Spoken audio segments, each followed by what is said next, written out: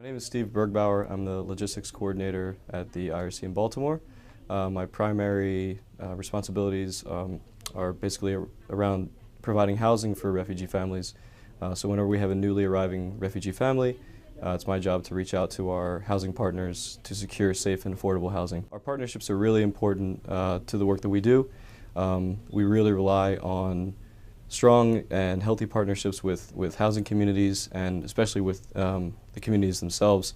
Bringing in a new family to a place like Baltimore can be a challenge, and so it's really important to have those community groups there to help with that support, and especially in the early stages of the resettlement process. We are bringing in 5 to 10 families every week that need housing, that need that support, and having somebody there that we can talk to regularly about any issues that come up, and somebody that's familiar with the work that we do and the clients that we have is invaluable. So we have a lot of local partners. One of the primary ones that we're working with is a former refugee himself. He actually owns a mattress store and furniture store across the street. He came through our office a number of years ago.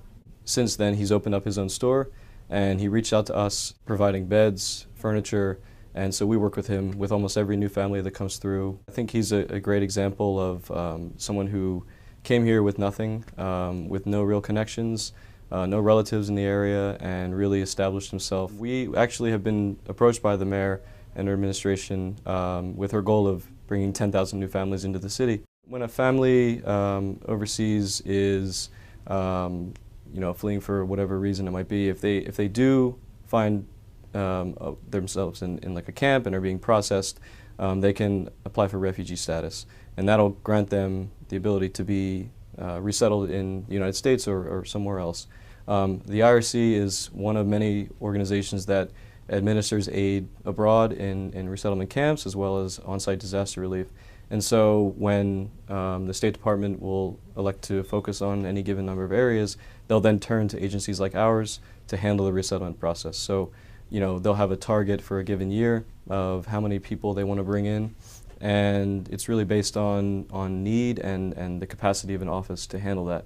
Recently we've been getting a influx of refugees and SIVs, which are clients with special immigrant visa from Afghanistan, and a lot of them were working with the U.S. government, U.S. military while we were there as interpreters and translators, and were targeted because of their work with us. One of those families we've resettled in Catonsville, and has since just really been such a huge asset to our office, volunteering to interpret and translate for us, and he's just really come such a long way. Our families are coming over with no background checks, no employment as soon as they arrive.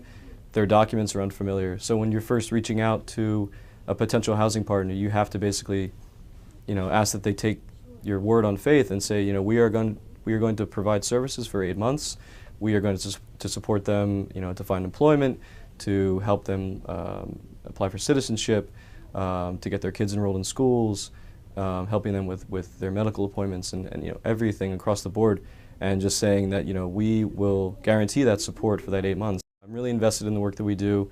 I grew up just outside the city in Catonsville, and so getting to come back here and bring all of these new communities into the city, and bring that diversity and all the different cultural aspects that are part of that, it's just a really wonderful thing to see, and to watch a family from their first steps off the plane transform their lives and start here. It's just a wonderful thing to be a part of, and I feel so fortunate to be involved with this organization and with the wonderful people that in this office. It's just truly a really amazing experience.